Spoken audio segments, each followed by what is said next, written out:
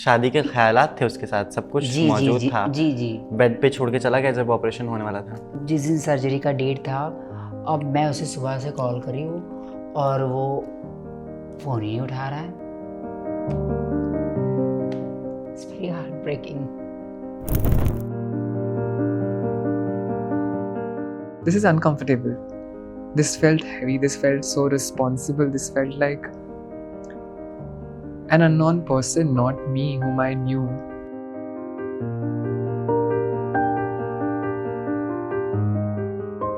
Fashion designing during that time were termed as tailors, so like a glorified tailors. So obviously my family was very apprehensive and very against of me getting into a designing.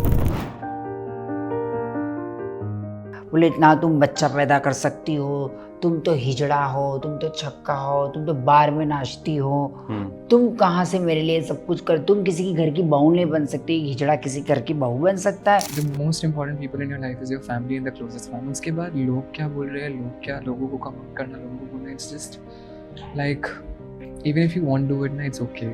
I've been born in Allahabad, brought up in Mussoorie. Coming from the UP culture, if a father is a doctor, son has to become a doctor. I think in 2023, it was the first time when I told somebody, one of my friend, that that I think I'm this.